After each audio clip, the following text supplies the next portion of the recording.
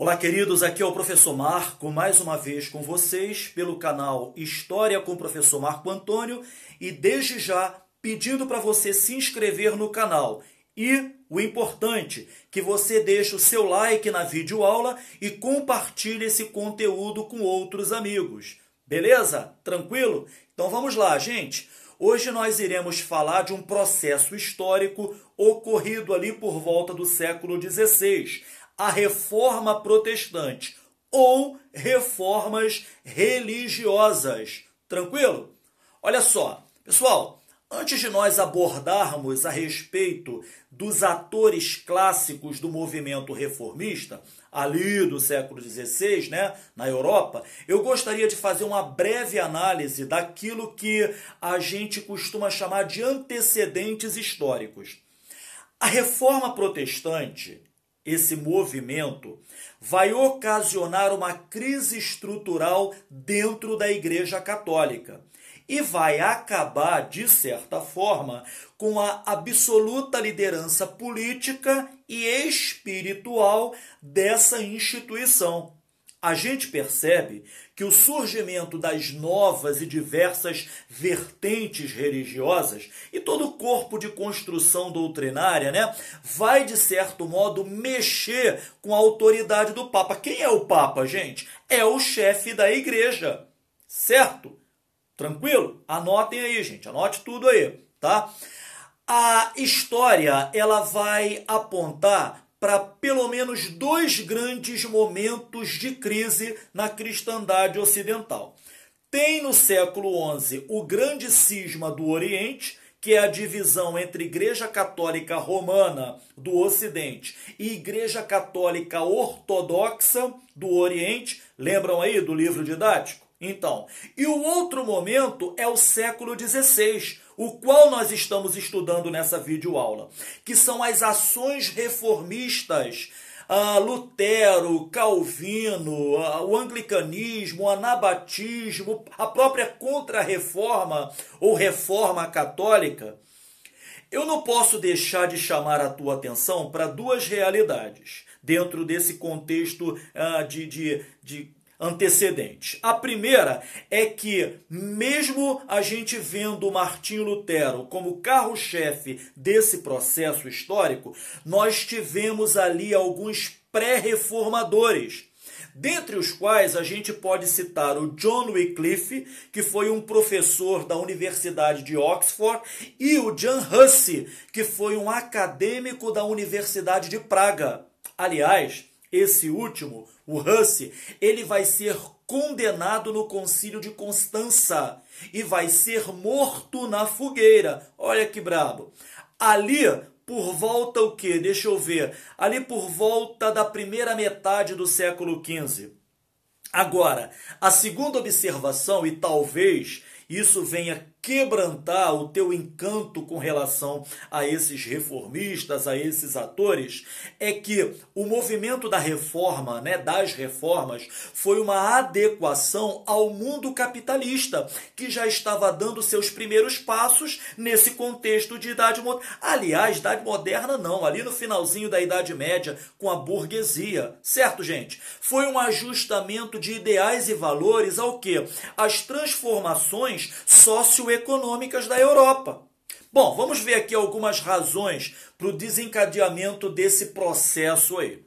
No século XV, a gente tem a invenção da imprensa com Johann Gutenberg. Ele vai criar a tipografia, que era um processo de impressão usando tipos móveis feitos de metais. Estão lembrados disso aí? Pois é, isso vai favorecer o quê? A reprodução em série de uma mesma obra. E a Bíblia foi o primeiro livro a ser impresso. E acabou chegando onde? Nas mãos do homem leigo.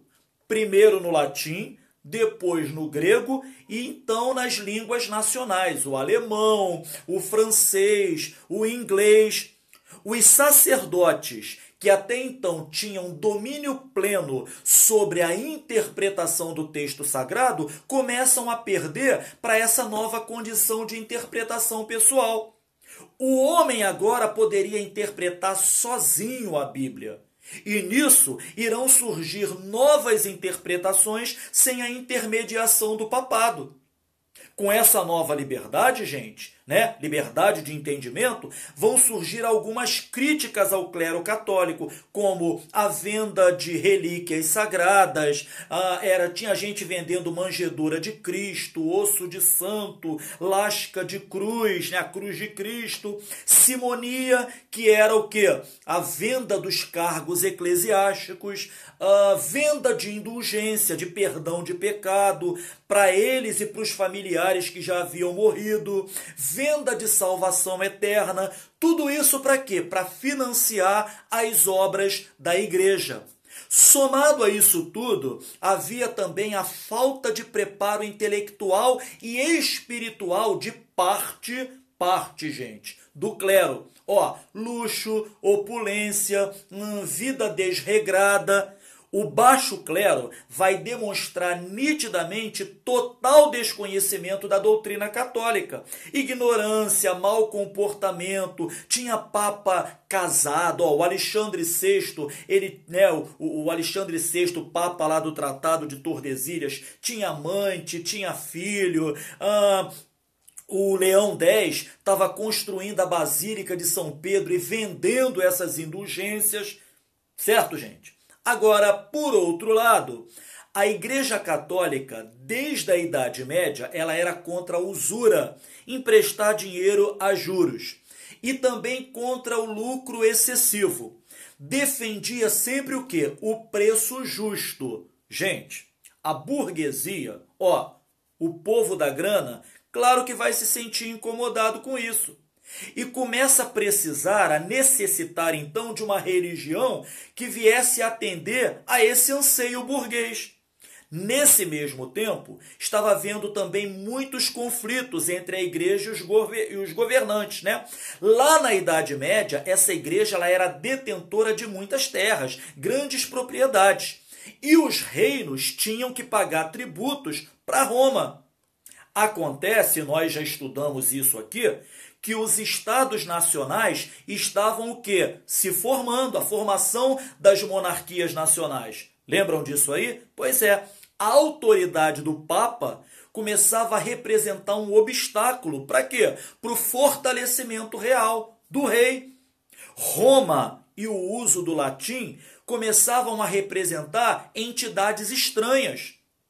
É claro que o Papa sempre vinha buscando apresentar a Igreja como universal, responsável pela união cultural do mundo cristão, só que o sentimento nacionalista vinha derrubando essa noção de universalidade.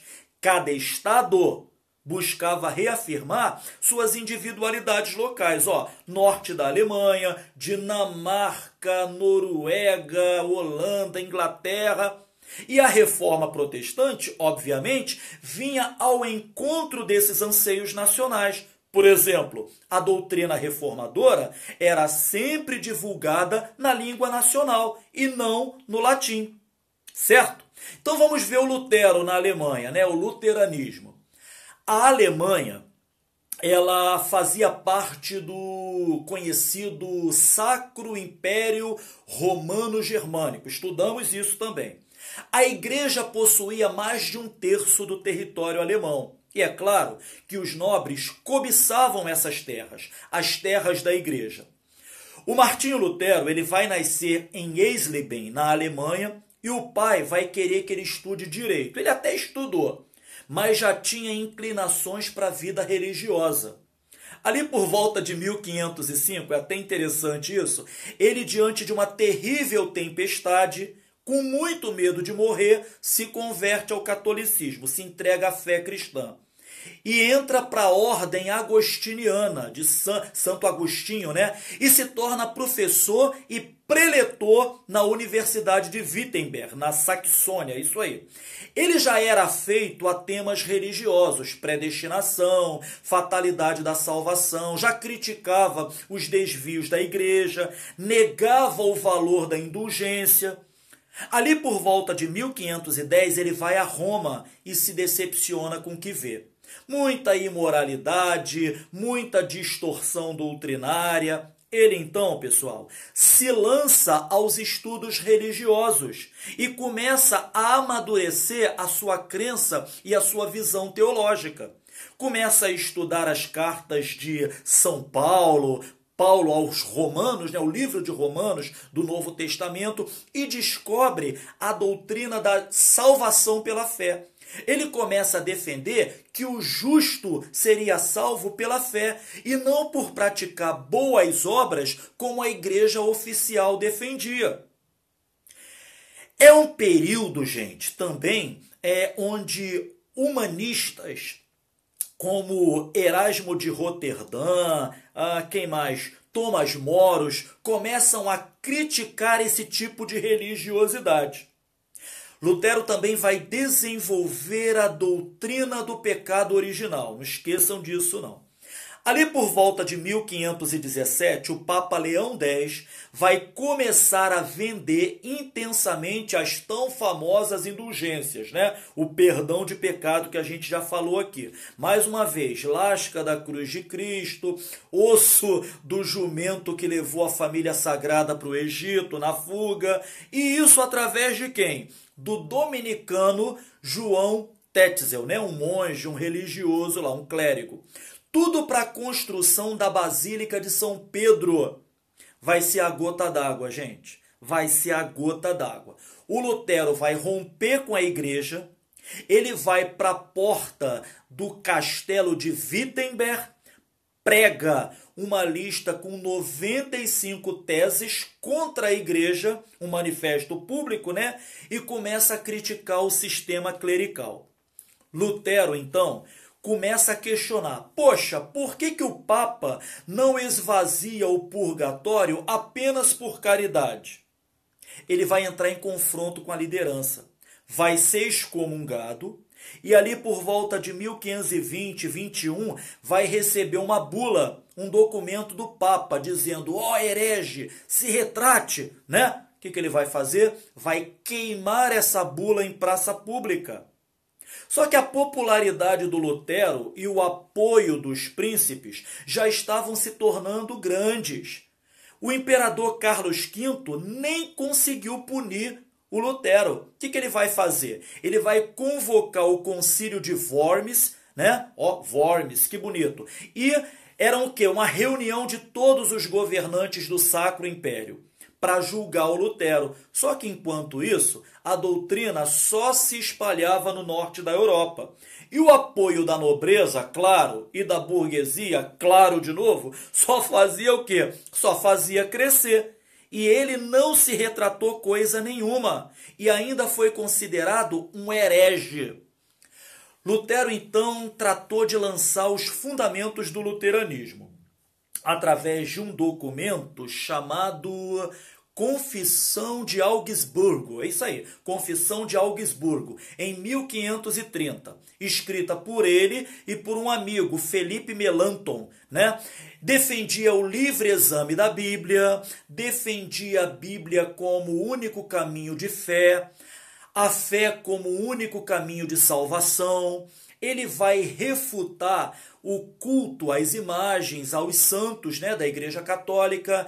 Ele vai refutar a adoração às imagens, a autoridade infalível do Papa. Que mais? Os 7 sacramentos. Ele vai dizer nada de 7 sacramentos, agora só são 2, o batismo e a Eucaristia. Ou para o protestante, o batismo e a ceia. Não admitia mais o latim nos cultos, agora era o alemão, tinha que se falar em alemão nos cultos. Defendia a submissão da igreja ao Estado, negava a transubstanciação, que era a presença real de Cristo no pão e no vinho. No lugar, ele vai defender a consubstanciação, que é a presença sim, mas só espiritual, não real. Lutero continuou sendo bastante perseguido pelas autoridades católicas e ali por volta de 1521 ele vai se refugiar no castelo de Wartburg, residência do príncipe Frederico da Saxônia, e vai adotar o nome de Cavaleiro Jorge. Ali, ele vai traduzir a Bíblia do latim para o alemão e vai influenciar muita gente, inclusive um grupo que passa a ser chamado de anabatistas. Era um grupo milenarista que pregava aí um período de 1000 anos de paz sobre a terra.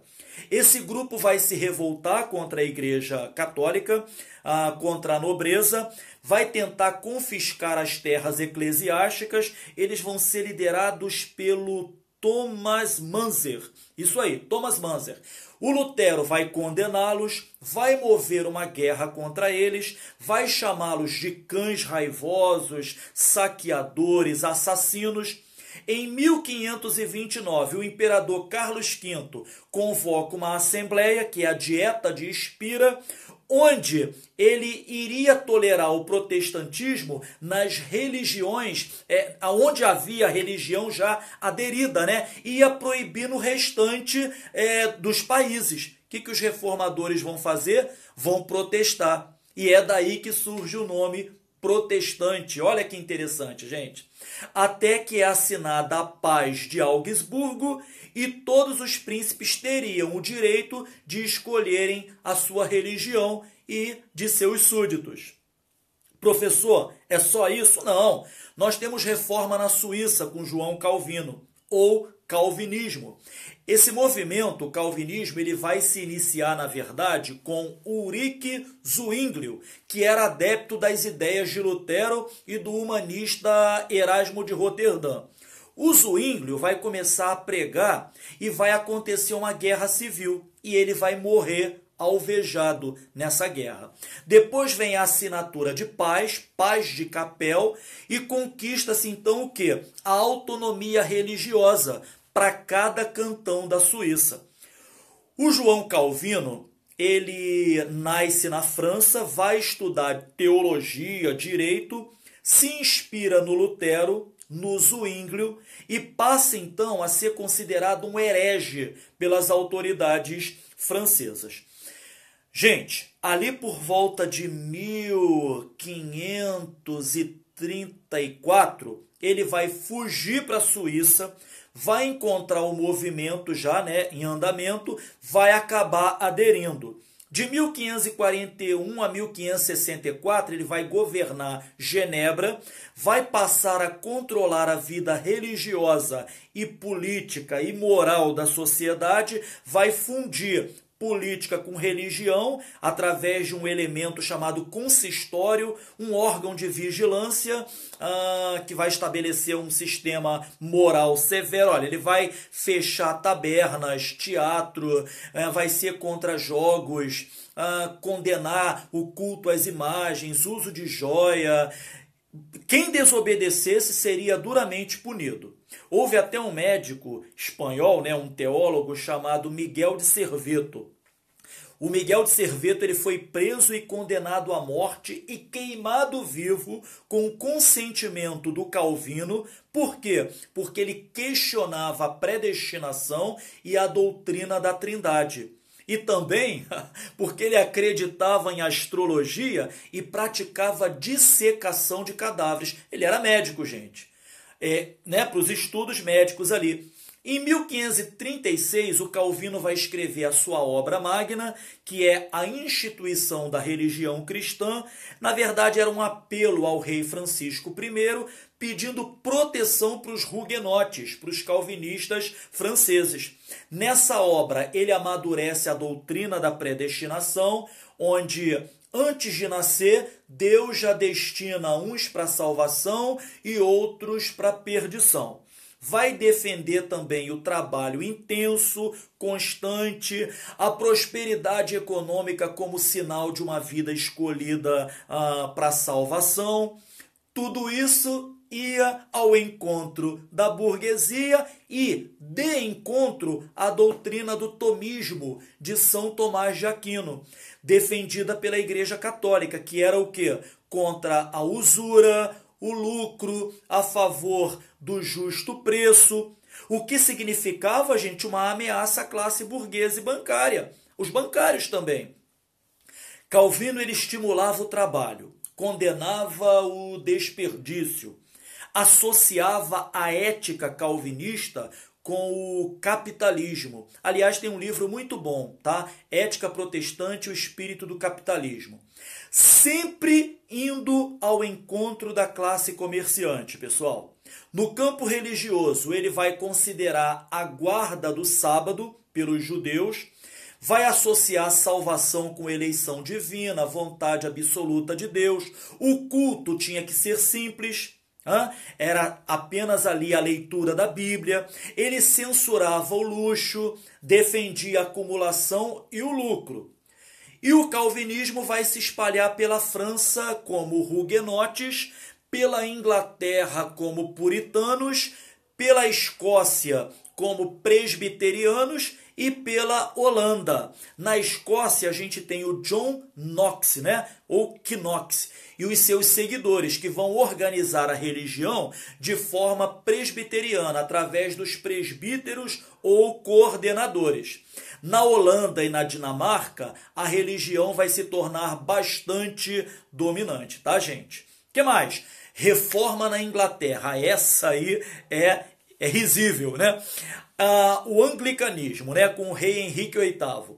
Ali, a reforma vai adquirir características distintas das demais. Não teve uma motivação assim ética, doutrinária. Também não foi um rompimento radical com o modo de fé do catolicismo, né? O rei Henrique VIII, ele era um fiel aliado do Papa e tinha o título de defensor da fé. Mas por conta de problemas pessoais, e você já vai ver quais são esses problemas, ele vai romper com a Igreja Católica e vai fundar a Igreja Nacional da Inglaterra, a Igreja Anglicana. Olha só alguns motivos.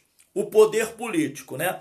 O catolicismo tinha grande influência na Inglaterra. E para fortalecer o poder da monarquia, formação dos estados nacionais, era o quê? Necessário reduzir a influência do papado no país. A igreja também tinha muitas terras e os nobres queriam essas terras. Agora, o estopim dessa reforma foi quando o rei Henrique VIII chegou diante do Papa e falou para ele assim: olha, Papa, eu queria a anulação do meu casamento com a minha esposa, a Catarina Aragão. Olha, primeiro que ela é espanhola, e o senhor sabe que, né, Espanha e Inglaterra são inimigas. Papa, tem mais. Ela não consegue gerar um filho herdeiro para mim, um herdeiro para o meu trono, um filho homem. Só que a Catarina de Aragão era tia do imperador Carlos V, do Sacro Império Romano Germânico. Gente, o Papa não vai querer problema com o imperador, não é verdade? O imperador estava o quê? Estava em guerra contra Lutero. Olha só, o Papa não vai entrar numa com o imperador. O que acontece? O Papa não aceita. O rei também queria casar com a amante, a Ana Bolena. Ela estava grávida dele de um filho homem. O Papa não aceita, o Papa não vai apoiar o divórcio, para não entrar em questão com o imperador. Mas em 1534, o rei Henrique vai fazer o seguinte, ele vai romper com o Papa, vai conseguir a aprovação do parlamento através de um documento, o Ato de Supremacia, né? Um documento que consagrava o rei como chefe supremo da Igreja da Inglaterra. Era então, gente, a criação da Igreja Anglicana.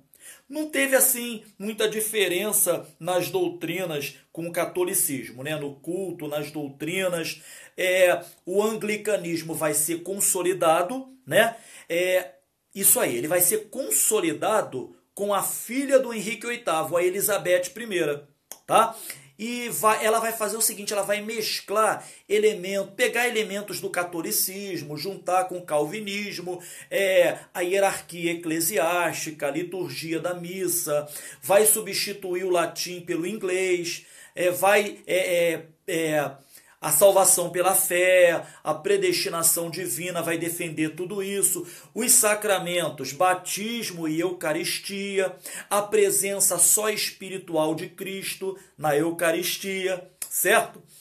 Bom, tivemos a Reforma Católica também, ou a Contra-Reforma, que foi uma reação da parte da Igreja Católica, onde parte do clero buscava uma mudança interna, reconhecia os abusos, as distorções, buscava reformar a instituição, procuravam reafirmar o quê? Os princípios doutrinários da igreja e ampliar o número de seguidores que vinham perdendo, né, para a igreja protestante, para o renascimento cultural. A igreja vai criar um conjunto de medidas que a gente vai chamar de contra-reforma. A contra-reforma é isso, esse conjunto de medidas da igreja católica. Os papas organizadores, Paulo III, Paulo IV e Sisto V, tá? O quinto. Eles perseguiam o cristianismo até e tal, mas o cristianismo só fazia crescer. A reforma protestante vai se espalhar pelo norte da Europa, Inglaterra, Escócia, Alemanha, Suécia, Dinamarca. Agora, no sul da Europa, vai predominar o catolicismo, com Portugal, Espanha e Itália. Tá? Vai haver guerras, os protestantes vão contar com o apoio dos ingleses, os dinamarqueses, os alemães e os católicos com a Espanha, né? Principalmente ali o Filipe II, rei Filipe II, que vai perseguir bastante os protestantes. Na França, vai haver aí pelo menos 3 décadas de guerra. Os franceses eram maioria católica, tá? Anotem isso. Os protestantes, eles até se organizavam, eram vencidos, mas depois eles se recompunham. Até que, no dia 24 de agosto de 1532, vai ocorrer a noite trágica e violenta, chamada Noite de São Bartolomeu, onde milhares de calvinistas, os huguenotes, os franceses, são mortos em Paris. O rei Carlos IX, apoiado e influenciado pela mãe, a Catarina de Médicis, manda matar 20.000 huguenotes. Certo, gente? Outras medidas, deixa eu ver, adotadas pela igreja. O jesuitismo, né? A Companhia de Jesus. Em 1534, o Inácio de Loyola, espanhol, católico, militar, ele vai fundar a Companhia de Jesus, a ordem jesuítica. Ali por volta de 1539 e 40, o Papa Paulo III vai confirmar a ordem e vai estabelecer os estatutos gerais. Eram os soldados da igreja, tinham inspiração militar, visavam combater a expansão protestante. Eles também vão criar escolas religiosas, catequese dos não cristãos, conversão de povos dos continentes recém-descobertos. Uma outra ação também foi o Concílio de Trento.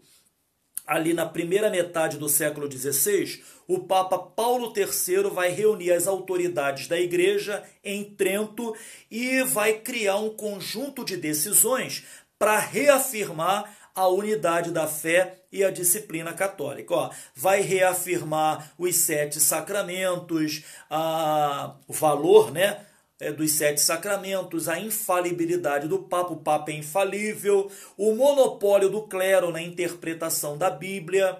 Que mais? A concessão de indulgências, só que sem exagero e abuso, mas vai aceitar. A salvação humana seria então a soma da fé com as boas obras.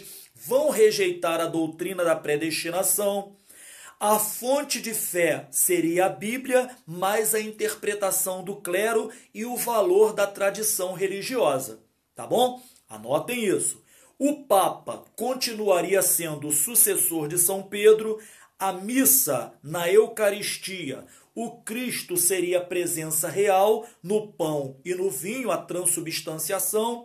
Vão elaborar catecismo, que são os pontos fundamentais da fé católica. Vão criar seminários, formação de novos, uma verdadeira reforma, gente, né? E a manutenção do celibato, o clérigo não poder casar. Não é verdade? Vai haver a volta da Inquisição, o Tribunal de Inquisição, que foi criado no século XIII, né, para investigar punir crimes contra a fé católica.